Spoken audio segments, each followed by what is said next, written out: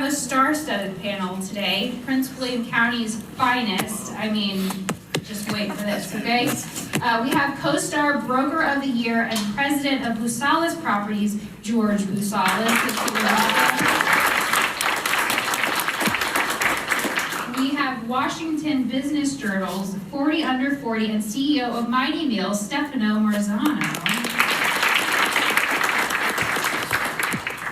And we have Combat Vet to Government Contracting CEO, Tabatha Turman.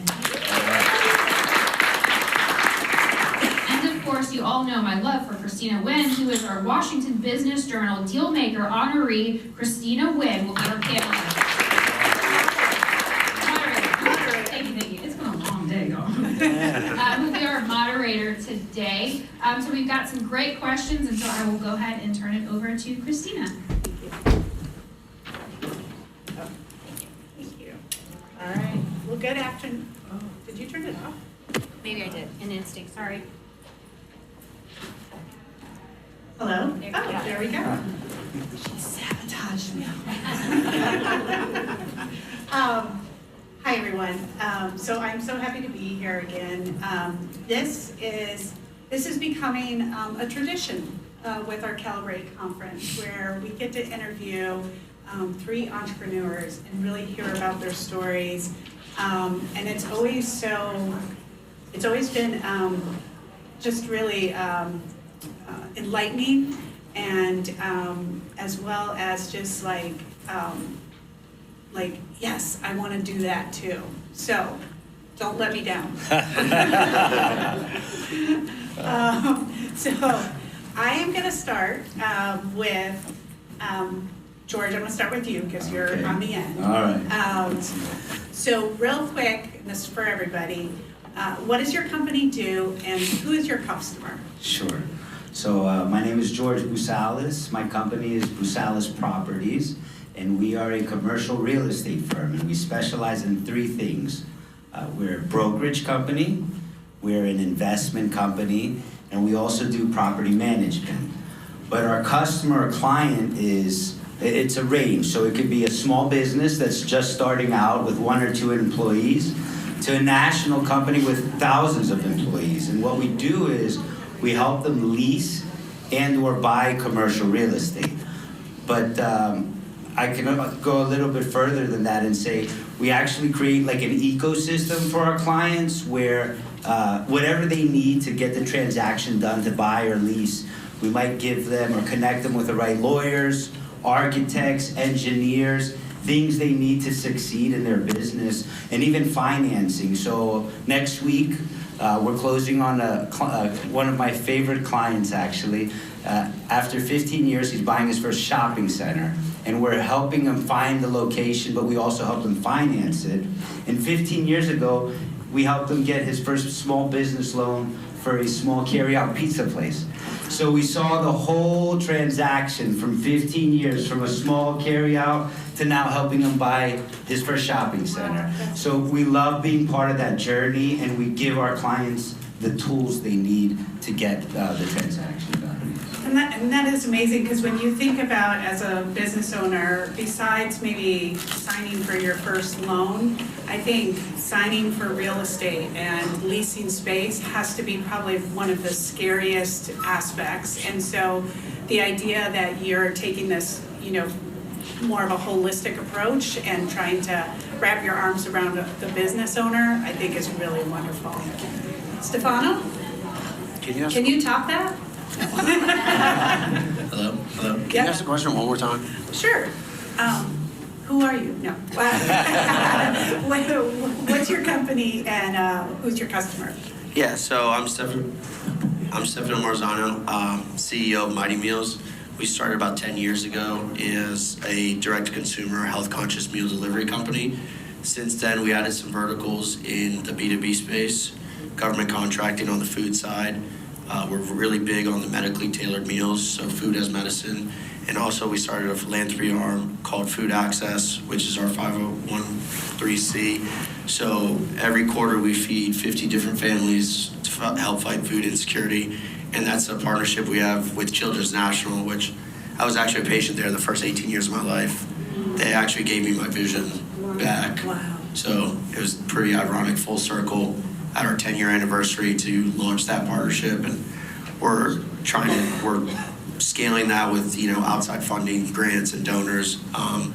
That's really a passion project for me this year. So it's been cool to see the evolution of the direct-to-consumer space.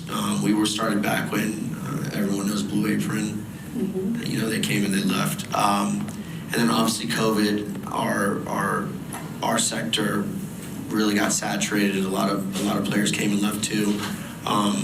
So it's just been interesting to see the growth, stay agile, stay scrappy. On the D2C side, we have 4 critical customer profiles, ranging anywhere from, on my own customer profile, millennial in his 30s, not married, to, the busy. I'm not your customer. You're the other customer profile. Well, if you say senior, you're in trouble. No, I wasn't saying that. I was not saying that. But yeah, so, being 10 years in, just trying to expand and vertically integrate and really control all facets of the business, from manufacturing to logistics to the distribution side. So that's a little bit about Mighty Meals. Are you only in the DMV area, or have you expanded beyond that? Yeah, so on the direct-to-consumer side of the house, we're in 27 states, pretty much east of Kansas. And then on the business-to-business side, commercial side of the business, we have national distribution capabilities. So we are co-manufacturing for other companies. Our food does go all the way to like Reno, California and stuff like that. On the government side, we're pretty much the mid-Atlantic to the Northeast, and also with the medically tailored side, so the Medicaid and Medicare side of the house. Thank you. Thank you. Tabatha. Hi, who am I? Is this on? Hello? No, how do you turn it on? There we go. Okay, so I am Tabatha Turman. I am the founder of IFAS. We've been in business 19 years now. I'm in the business of government. Okay, I can drop the mic there. Okay, that tells you enough. Okay, so our client is the federal government. We are in, I guess, about 5 states. We're in Manila, Bangkok, and Paris. And our core capability centers around what I did in the military. I'm a retired Army finance officer. Mm-hmm. And so when I got out of the military, I thought I'd do some consulting work out of my house, maybe do some QuickBooks. That was horrible. I did maybe 2 tax returns. I had 1 customer client. I went to a seminar on government contracting, and the light bulb went off. I'm like, I'm a veteran. They buy accounting, they buy budgeting, they buy all of the things that my uncle taught me how to do while I served in the military, uncle being Sam. And so the light bulb just went off, and at that very conference, I turned into a government contractor. My card said QuickBooks and things of that nature. I said, oh, don't worry about that. I'm getting some cards reprinted, but I didn't tell them that that's what I was doing. I said, I sell budgeting, I sell cost estimating, I can do everything, all things federal financial management. And fast forward 6 months later, I got my very first subcontract from a lady who sat at the table with me. So, yeah. So I always tell that origin story because people like to look at where you are now versus how you got started. So it's very important for me to go back there to tell you about the evolution of IFAS. So today we're about 300 folks. I told you where we are throughout the U.S. and abroad. Federal financial management, again, I started out with what I knew how to do. That was my core. We've been true to our core. But we have been serving clients that have asked us to do other things, and it's becoming financial systems. We're helping with the conversions. We're working with the integrators as the functional folks. So right now, in the times that we're living in now, services companies from my side of the house aren't as, there are a lot of us. Okay, there are a lot of services companies. It's the IT, the AI, things of that nature that we've had to pull out and tease out to tell people we're still relevant. We do those things too, but we've just been true to our core. We've advertised. People know us for who we are, but right now it's kind of like, it's not a rebrand, but it's a reintroduction. of who we truly are today, and that is we're morphing into tech, financial tech, helping our clients streamline processes, puts us out of a job by helping them get on to certain AI things because they'll need less people at that point. So that's pretty much who we are and where we are as a company right now. Okay, I have a super important question. So as doing accounting for the federal government, do you know how much a toilet costs? Well, I am telling, so we had cost estimators. Now, that's not a joke. We had cost estimation, and with cost estimation, you have to price down to the nail that is in a ship's toilet. We may have to. And that's because when the government goes out to procure things, they have to know what range that the pricing should come in as. So us in the inside, now we can't bid on that work, but we help the government price. So when you go to market, this is what it should look like. So we actually do. Okay. Awesome. All right. So any of you guys can answer this and just jump in. Don't wait for me to ask you, although take turns. So what is your sales superpower, and how does your company close deals better than your competition? So who's got the coolest superpower? Superpower? Yeah. I could say mine is simple. It's a little old school, so Okay. I would say as an agent, my superpower is answering the phone, responding to emails. You know, how many clients we get come to us because they're so frustrated. Other agents, other brokerage companies, they don't get back to you. It's so simple. And one of our top rules in our company is get back to your client within 24 hours. We're handling people's livelihoods, right? So they might need something, they might have an emergency, a question, a concern. We need to get them comfortable with the transaction to get it to the finish line. I mean, I answer my phone. I'm a little extreme sometimes with answering the phone, but it's important because these are serious decisions. People are investing in a shopping center, their business, whatever it might be. They might need to talk to you. So answer your phones, get back to people. I think it's a big one. I love it. I'm going to say branding is important. In the beginning, I was the brand. IFAS, I had to come along with the brand, and now you can say in our circles, maybe not here, you all may not have heard of us, but in our circle of influence, we're pretty known for who we are. So I'm going to say our brand is our superpower, and then also our past performance. What we've done in the past, you can pretty much bet on that's who we're going to be in the future. So when we are leveraging our past performance and our brand, most of the time, we've already socialized ourselves with that client.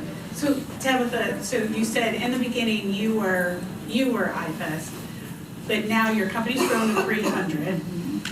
And so if you're not there, how are you still getting your team to carry that brand forward? It's in messaging. It's in messaging and corporate culture. So from the top down, and again, I bring my military background, so it's about, I lead from the front. I'm messaging the behavior that I want to see repeated. I'm embodying that behavior as well. And then also, we have touch points throughout the organization. So no one is on an island that they don't know anything about the corporate culture and what it is that we're doing. I get out to customers, I get out to employees, our managers go through training. They meet with me once a month, all of the managers, and they talk about their projects. They give me an update, and then I get to give feedback, even though they report to a director or vice president. I have a president. Monthly, I make sure that I am touching base with those on the ground to make sure that they hear messaging from the top. Nice. Very nice. Okay, Stefano. Oh man, that's hard to talk. These are good superpowers. In my world in food manufacturing, I actually started as a chef. I started in fine dining Italian restaurants. My dad's a chef. My grandfather was a restaurateur. So, you know, I have clients on the D2C side that have been ordering our meals for 10 years straight. So I think one of our superpowers, I guess you could say, is, you know, when we started, I was very I was in the kitchen day in, day out the first 6 years of the business. And, I think one of our key differentiators that sets us apart from other food manufacturers is consistency. Quality and consistency day in, day out. Literally, like I said, I have the same client who's ordered, there's been some, we call them the OGs, who've been on the menu, 7, 8 years, and people still order it, like all the way from, 7, 8 years ago we have clients, which is awesome. Another thing is, I think on the B2B side is now I have an awesome culinary team. It's still like my favorite sector of the business, but I feel like I'm more of a distraction to them than helpful these days. They're like, get out, we got it.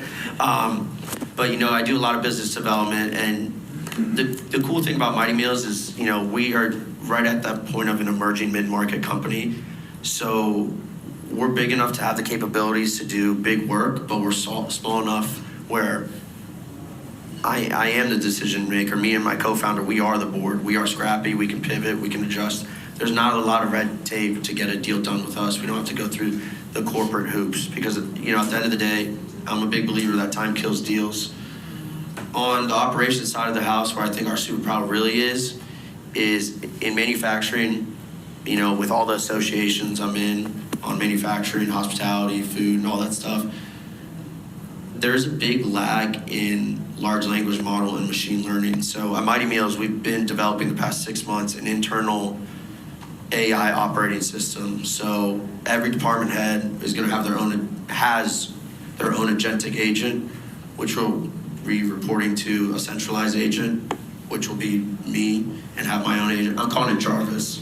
So like, if you guys seen Iron Man, we're like weeks away from I'll be able to talk to it, and it's going to talk back anywhere from, EBITDA of the week by state, by zip code to, what raw materials went up 5 to 10%. And, really like, again, I'm not trying to cut jobs. I'm just trying to move faster with the team I have. We have about 120, 130 heads between warehouse, the corporate office, kitchen, delivery, and packaging. So really just try to, my big goal is just move efficiently. Like I said, I think we put a lot of pressure. Well, I put a lot of pressure on the team, but that's just a culture I instill. Is self-managing. I don't like to micromanage people. This isn't summer camp. I'm really trying to build something big and build a mission to provide affordable, healthy meals to anyone, from people on Medicaid all the way up to corporate executives. To me, it's really interesting how much food insecurity is in our backyards alone, and we don't really focus on it because, we're busy with our day-to-day, our families, work, things come up, but it's something I've seen so much in the DC metro area. So again, it's a passion project, the side, the nonprofit side, but I think there's a lot of work to be done. Those are amazing. Thank you. So this morning, for those of you who've been with us all day, and I'm not sure if you guys got to see this, but we had Hannah Pollack from Nightingale, and she actually kind of talked about this, what I'm about to ask you. So have you ever landed a client or a contract you weren't quite ready for, and how did you handle it without losing their trust? And so in Hannah's story in Nightingale, it was when she got her first big Walmart deal. So anybody want to tell us? I have one. I'll never forget this one because it was 2018. I don't know, people probably know Territory Foods. They kind of started around when we did. They were once Power Supply, now Territory. They were Territory Foods. And then they turned into a completely different company, which we actually do business with. So we rode off into the sunset, I guess. But anyways, before COVID, we had the big game was, pickup locations in gyms, wellness centers, wellness facilities, med spas. It's pretty much, it'd be like a branded Mighty Meals refrigerator, and you would get your meals delivered there, and you could pick them up, kind of like an Amazon locker. Territory was the big boy in the DC metro area, PE money. I think they raised a total of like $42 million at the time. And we were just like some small, scrappy company, 3 years in, just got into a catering kitchen, which was a shared kitchen at first, and then we overpaid to take the lease over, and it's like we didn't have the money to do it, but we figured it out later. Let's just rack up a bunch of credit cards, right? And the RD for Vita Fitness, they had like 6 or 7 gyms at the time, and Territory had that contract, and it was they were the conglomerate like gym in the DC metro area. It's kind of like a local Equinox if you're familiar with that. But the registered dietitian was our liaison, got us a meeting with the CEO, Scott Von Storch, I believe is his name, and I didn't let anyone touch any of the meals. I cooked everything that day, like from A to Z. I got in there like 3 a.m. And then we go pack it up. We get there. We wait 3 hours for him. And then he like cancels on the meeting. But like he's walking up the stairs to the corporate office. I'm walking down. I kind of toss him just like a Peruvian chicken. That's why that will never, ever, ever come off the menu. 30 minutes later, he emails the RD, this is night and day. How do we make the transition, get them out? Their contract was up in 3 months. So in 3 months, we were gonna the jump was like probably like 10,000 meals a week jump in 1 week that we had to get ready for. And we just started summer. Summer, my business back then was extremely tough. It's all about cold chain and logistics. So I didn't know anything about construction, pulling permits. Don't worry, this was in Fairfax County. So my place is all good here now. This is 2018. Luckily, I'll get into that a little on in the story, but we didn't have the funding, we didn't have anything. We scrapped everything together, maxed out every credit card, built. I had no idea about pulling permits, so I built a whole walk-in cold room, prep room. I did a bunch of plumbing, a bunch of mechanical work, no permits. Halfway through the project, and this was we're in the summer, so heat is killing us. It's oh man, the food, we're not putting out the quality we should be. This is back in 2018, and then September hits, and it was just wildfire because we were it was company growth was insane, but people don't realize being profitable and having cash flow are two different things. They ride in parallel, but you can be profitable and still, have bad cash flow. And that's kind of the position we were in. It was scrappy. It was a very scrappy year. We didn't pay ourselves for, me and my co-founder, we didn't pay ourselves for 6 months. Because again, the business is your baby. It has to eat first. Luckily, we overcame that one. And then a year later, I got served by the fire marshal, 4 civil charges. I was actually coming back from a ski trip too. They just happened to change it a year ago. A year ago, it was criminal charges, which is kind of crazy because I didn't know you got to put a sprinkler in, a drop sprinkler in a room or whatever. But that was a whole nother story. But yeah, I think that's the time, we bit off way more than we could chew. But at the end of the day, I'll never say no to opportunity. I mean, till this day, my operations and logistics team, they bring me back to reality, and I'm just I don't care. We're gonna say yes, and we're gonna figure it out later. I always believe in, shoot from the hip and then aim the gun, because if you aim the gun, you might never fire it. So you might not get off the starting line. So you just, again, stay scrappy and move. Wonderful. Does anybody else want to? Go for it. My situation's a little different than that one. Mine was more of a lesson that I learned. So we had gotten a contract to sell it was 3 siblings, and they were selling their father's estate. It was a industrial park. It was a large industrial park. And we knew what we needed. We had their trust to sell the property. There was some contamination issues we resolved. We got them the right engineers. There were some lease issues we fixed with the right attorneys. But what I wasn't ready for was the 3 siblings weren't really communicating with one another. So I didn't realize that going into it, and what ended up happening, each one had a completely different direction of how they wanted to sell the property and how they wanted to negotiate. And I ended up being almost like a referee. Instead of focusing on selling the property, I was kind of trying to manage the partners. And after that, I always made it a point that there should be one point of contact. You don't want to have to communicate with too many people, especially if they're not all on the same page. So that was a lesson I learned. I overcame. We sold the property, but I'll always be careful. I want to have one point of contact on the other side. So Love that. yeah. Love that. All right, Tabatha, do you have any? Okay. So looking at where your business is now, what is one thing you wish someone told you right from the beginning? Use other people's money. I say that all the time. You know, I'm 19 years in. I didn't understand it.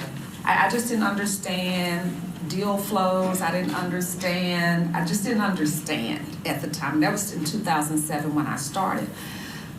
So I wish that someone would have told me very early, in a way that I could understand it, because at the time I'm like, I don't want partners. It's just me. I don't want any partners. I don't want to give up equity. No, it's just me. It's just me.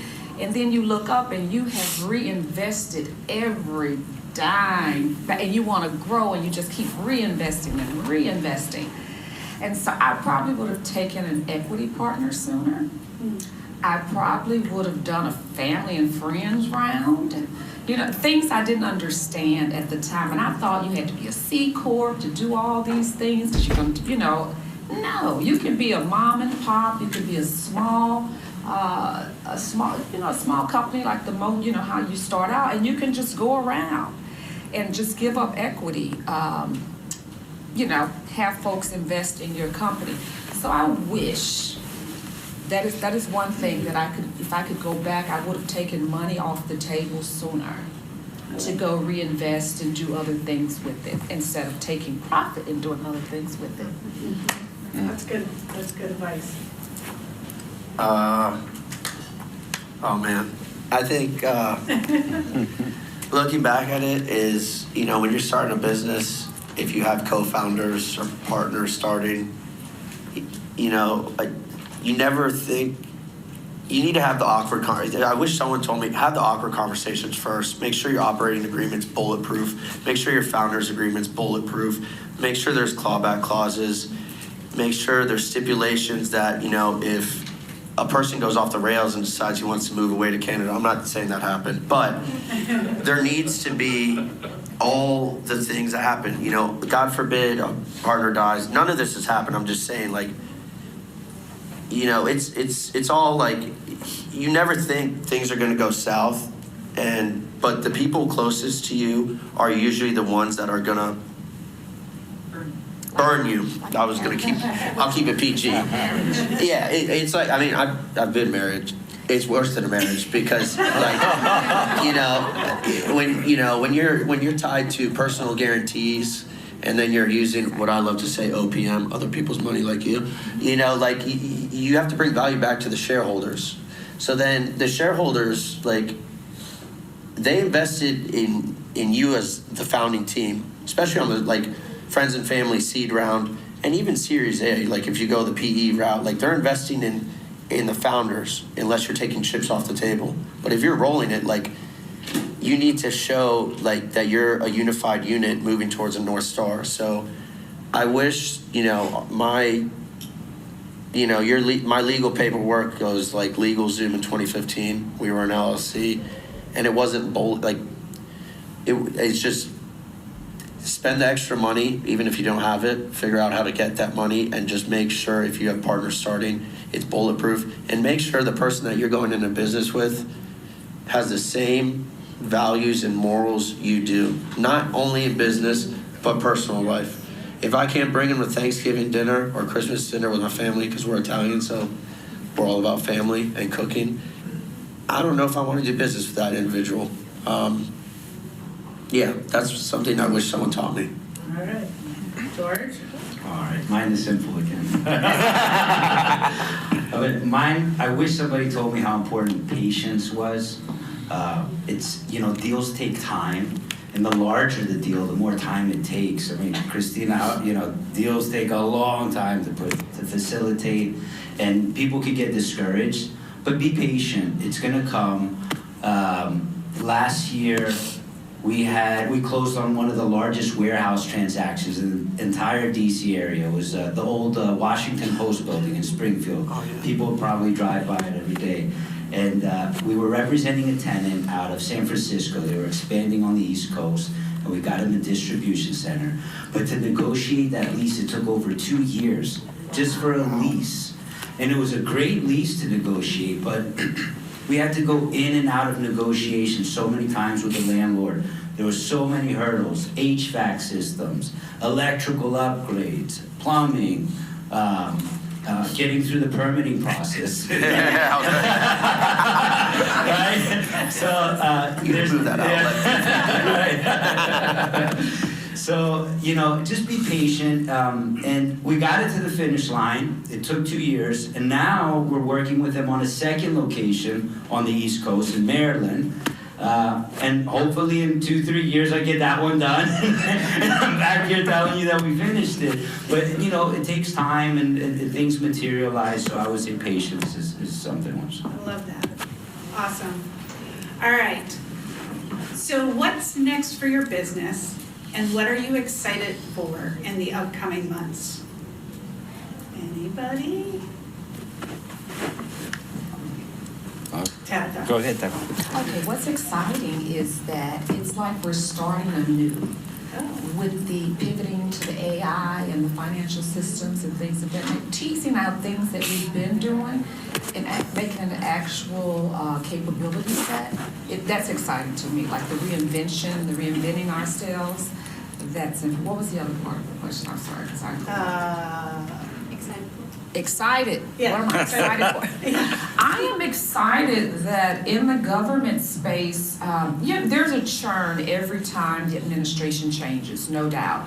And I'm just excited that the churn, we're finally starting to get into a groove of sorts where awards are coming out.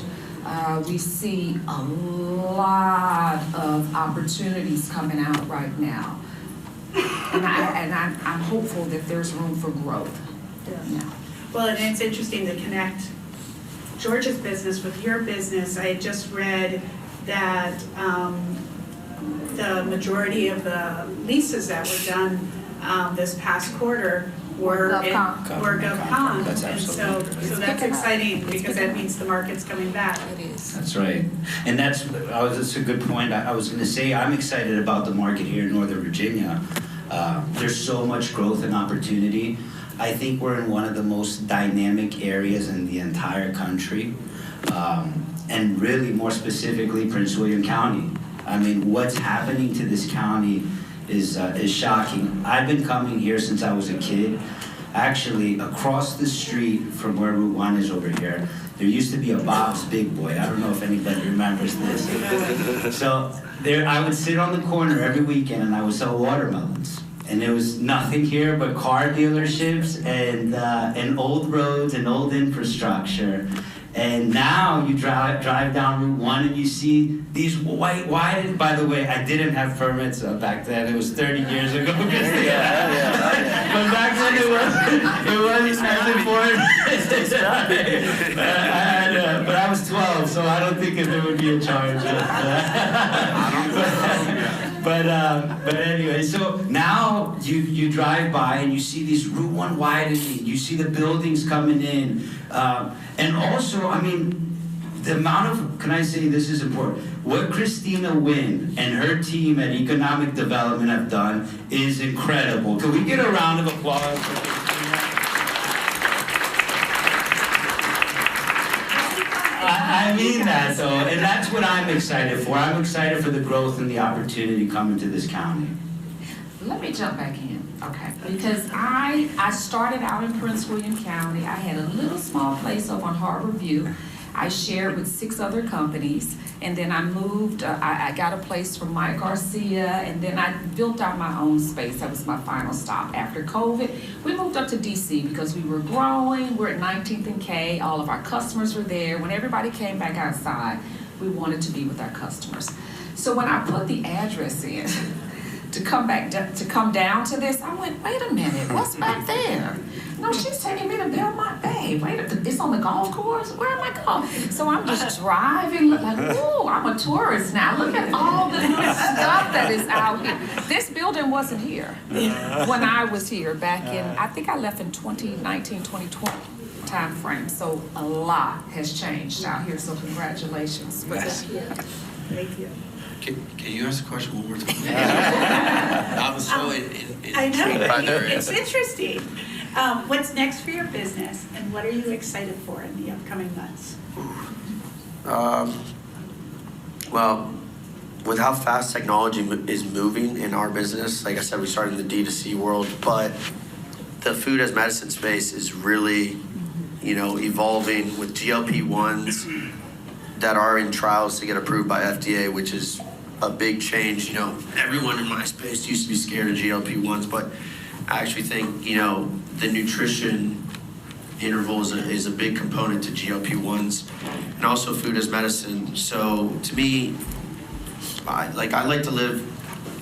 I tried doing this with my team 2 years ago, and they just thought it created chaos. But I live 5 to 10 years ahead in my mind of where I think my sector is going. So in my sector, we started as a food manufacturer, but we're slowly changing into food manufacturing and health tech. A lot of people wear wearables. A lot of people like second opinions from their doctors. A lot of people are going to third-party labs. So it's pretty interesting with what a blood panel can give you through your biometric data, and also now biogenomic diets. So really, in healthcare, this is a very controversial topic. In Western medicine, we've been very reactive, not proactive. And it's interesting, we like to treat, not cure in this country. I hate to say that, but That's true. just simple, over 70% of diseases is a lifestyle choice. Number one lifestyle choice is what you put in your body, nutrition. So I'm really excited with the technology of machine learning, large language models, and how now you can close the loop of, connecting your wearable to a database to really understand, 200 data points on any given person, and really see how can we help that person, slow down their precursors to diabetes or obesity or fatty liver disease. Specifically, it's something I've been working closely to try to work with Children's National. They do have a research institute. So I'm really excited to keep going down that path, working with Dr. Kofi Essel. He's the director of food and medicine at Elevance Health. So he's been kind of a mentor to me, and see how we can stand this project up. So that's what I'm excited about. It is exciting. On a personal note, I love the data and the biometrics that are coming out. I have a Euro ring, but at the same time, people like me who are paranoid, who literally think I'm dying every day, it just sends me into a panic attack. I'm that way too, actually, which is so weird because I'm so into this, but I'm a hypochondriac as well. Yeah, exactly. All right, so last question. What's the best business advice you ever got that had nothing absolutely to do with business? Go ahead, George. George is ready. You prepare. I'm trying, because you told me we gotta go out with a bang, right? Yeah. Okay, I have two pieces of advice. They were both from my father, actually. One, he would always tell me, cook before you get hungry. Going back to food, right? Cook before you get hungry. Because you never know what storm is around the corner. And there's always a storm around the corner. So you want to be prepared for it before it comes. You want to make sure you don't wait till it gets there. You want to be prepared before it comes. And actually what we're going through a little bit now with the interest rate environment is a good example of what's happening. In 2022, the Federal Reserve, they told us they're going to raise interest rates. I mean, they telegraphed it. So what we did at that time, we refinanced all our commercial loans, and we told our clients to do the exact same thing. So we locked in those low rates, and now there's turmoil. People that need to refinance, they're doing it at 6+%, where we're locked in. We're locked in, and we will be for many more years. So cook before you get hungry is one thing and that goes for life and business as well. The other thing is peace at home is just as important as success in business. And your partner in life or your family, it's important to have peace at home. And that's one of the most important business decisions and things that are happening in life. Actually, my wife is here today, and I just want to say she supports me and I support her, and that matters, It plays such a role. And that's the two pieces of advice, I would say. I love those, I love those. I would say the best investment that you, someone told me the best investment that you can make is the 6 inches between your ears. So that's in yourself, okay? And then the other thing was your best friends, and this is gonna be business, I'm sorry. It's okay. Your best friends in business are gonna be your accountant, your attorney, and your banker. Amen. And I'm like, what? Why? Why those people? And so now I understand. We're all personal friends. Yes, for the banker, so that they know the op-tempo of your business. I'm one payment shy of payroll. This was in the beginning. And I pick up the phone, and she's like, okay, I'm like, oh, okay, that's what I needed her for. I am an accountant, and I need an accountant because, for the forecast and things that I just hadn't seen from a corporate perspective, the accountant is helping us through. And the attorney, working with them right now, is so that I don't have to go out and Google every time something happens. Okay, an attorney that will help me with, I have the attorney, and if I have to be referred to someone else in his practice, I can be referred to someone in his practice. Those are my best friends. My bestest friends, for sure, in business. I love that. Yes. And actually, it's funny because I think my dad had once said something about always get to know your banker, and I was like, really? Yeah. And it's amazing because when they do, the banker, who's a banker in here? Anybody? Okay, everybody be friends Shout with out to them. the bank. But when they know you and they build that trust. Yes. And so when something does happen and that door is open to have the conversation, it feels, versus you walking in off the street and saying you don't know me, but I need help, And actually, when she left the bank that she was at, so she was at a bank, when she left, I left. So she went to another bank, I went with her. She left that bank, I went, and that time I said, okay, I'm comfortable here. You all may know John Marshall Bank, shout out, they're here in Woodbridge. Yes. That is my bank, that is who I bank with now. But when she moved over to John Marshall and she left to go out in industry to do something, and so I just latched on to, and they are amazing. Mm-hmm. They're amazing. Wonderful, wonderful. Stefano, advice? It's so hard to go last to top. These are just so good. Number one, I think, is protect your peace. What I mean by that is the world's always ending every day. There's, a new thing on the news that could affect, your sector, your business. But, I'm a big believer in manifesting and visualizing. And you only have so much bandwidth.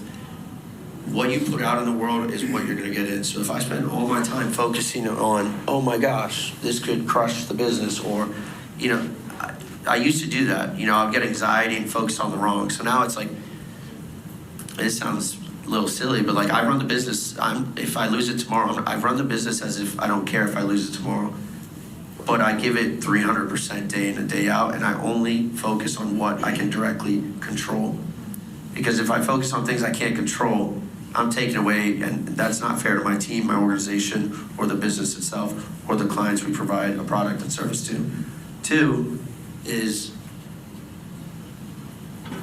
no matter what the dispute is, whether it's a friendship, relationship, spouse, business, it always comes down to two simple things: lack of policy, lack of communication.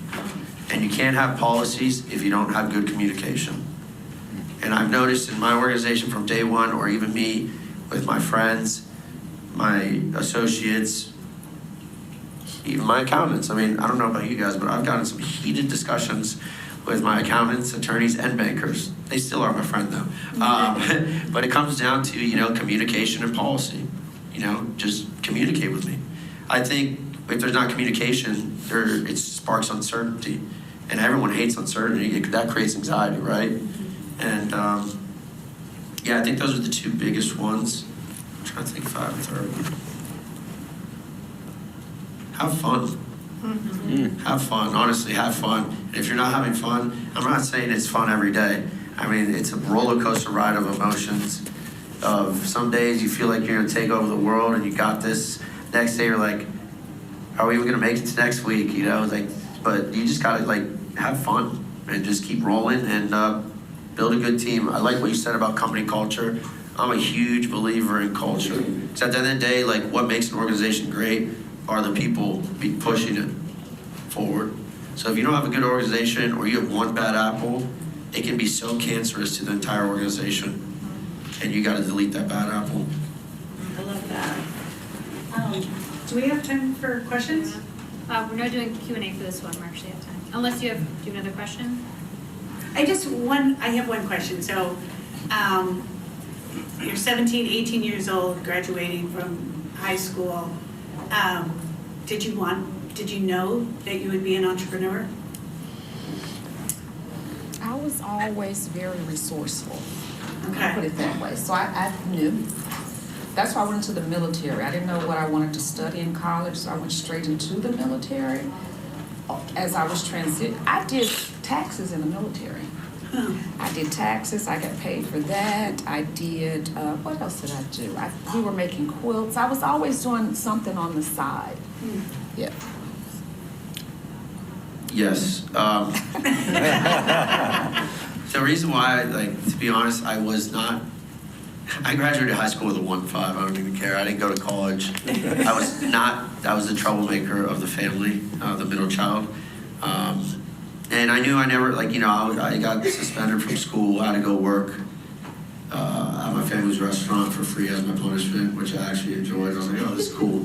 So senior year, I didn't wrestle. I took co-op, so I could leave early and I would go work out in Metro to DC Monday through Thursday and go work and then go to school.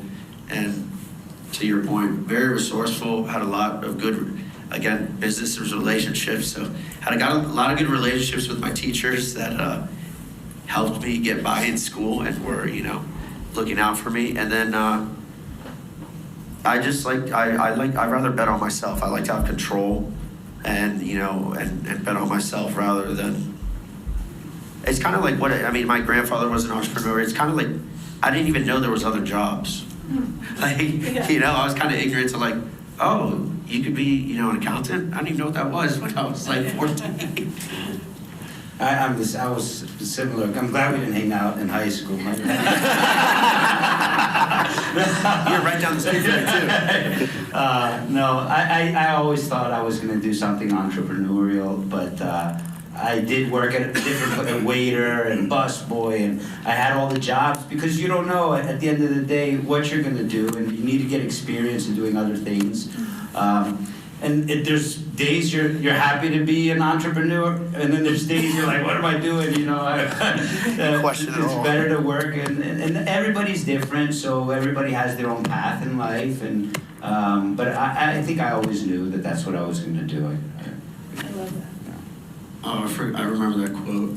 Okay. It's my favorite quote ever. Stay hungry and stay foolish. Steve Jobs said it best. And it's always just, question everything, be curious, always ask why this is that. I mean, innovation is sparked by curiosity, right? So he's my favorite entrepreneur of all time, so I just had to get that out. Awesome. Well, can you guys give them a big